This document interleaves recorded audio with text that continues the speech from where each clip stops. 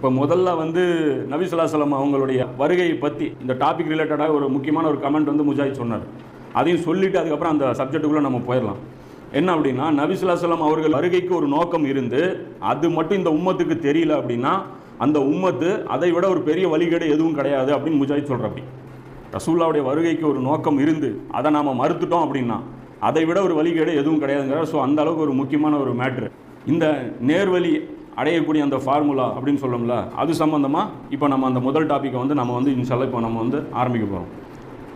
ஏன் அப்படின்னா, நாம் நினச்சிட்டு இருக்கிறோம் குர்ஆனை வந்து நாம் கடைப்பிடிச்சிட்டு இருக்கிறோம், நாம் வந்து சரியான முறையில் வந்து அதோடைய கொள்கைகளை வந்து பின்பற்றிட்டு இருக்கிறோம் அப்படின்னு நினச்சிட்டு இருக்கிறோம். ஆனால் 25வது அத்தியாயத்தில் 30வது வசனத்தில் நபி ஸல்லல்லாஹு அலைஹி வஸல்லம் அல்லாஹ்விடத்தில் மறுமையில் நடக்கக்கூடிய ஒரு உரையாடலை வந்து அல்லாஹ் கொண்டு வரும்.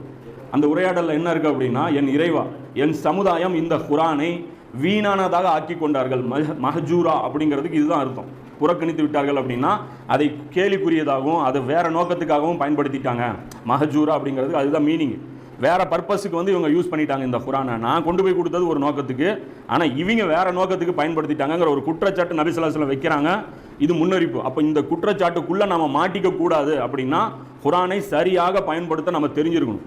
அந்த குர்ஆனை சரியாக பயன்படுத்துறது தான் அந்த நேர்வழி அடையக்கூடிய அந்த ஃபார்முலா. அதைத்தான் நம்ம வந்து போகிறோம். அப்போ முதல் விஷயம் நம்ம இங்கே சில அடிப்படையான விஷயங்கள் நம்ம பதிவு வச்சுக்கணும். அப்போ முதல் விஷயமா என்ன சொல்கிறோம் அப்படின்னா, இந்த உலக வாழ்க்கைங்கிறதே ஒரு சோதனை களம்.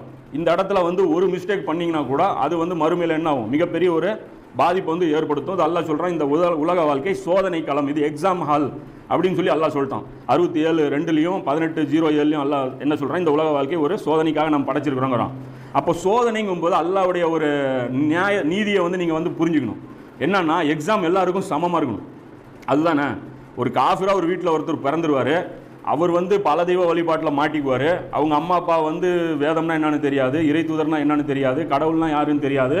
அந்த சூழ்நிலையில் அவர் வந்து தடுமாறி அல்லாஹ்வை கண்டுபிடிச்சி, ரசூலுல்லாஹ்வை கண்டுபிடிச்சி, இஸ்லாத்தை கண்டுபிடிச்சி அவர் என்ன பண்ணும், அல்லாஹ் ஒருத்தன்னு சொல்கிறதுக்கே அவர் எவ்வளோ சிரமப்படணும், ரொம்ப சிரமப்படணும். நமக்கு எடுத்த உடனே பிறந்து ஒரு முஸ்லீம் வீட்டில் நம்ம பிறந்துடுறோம். பிறந்த உடனே நமக்கு ஃபஸ்ட்டு நமக்கு பாங்கு கொடுக்கப்பட்டுருது, சுன்னத்து செஞ்சிடறோம், இஸ்லாமிய அடிப்படைகள் நம்மளை அப்படியே லட்டு மாதிரி வந்து விழுந்துருது.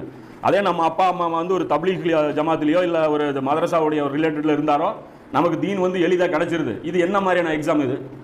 இந்த இடத்துல மறுமையில் கூப்பிட்டு ஒரு காஃபிரையும் நிப்பாட்டி ஒரு முஸ்லீமை நிப்பாட்டி உன்னுடைய இறைவன் யாருன்னு கேட்டால் இது கரெக்டான எக்ஸாமா? இது எவ்வளவு வந்து ஒரு பேலன்ஸ் இருக்குது, மிஸ்பேலன்ஸ் இருக்குது. அப்போ புரிஞ்சுக்கணும், முஸ்லீம்கள் ரொம்ப ஒரு அசாட்டில் இருக்காங்க. கலிமாவுடைய நியாமத்து நமக்கு கிடைச்சிருக்கு அப்படிங்க, இன்னும் கிடைக்காத இன்னும் ஒரு சில நியாமத்து உனக்கு கிடைக்காம இருக்குது.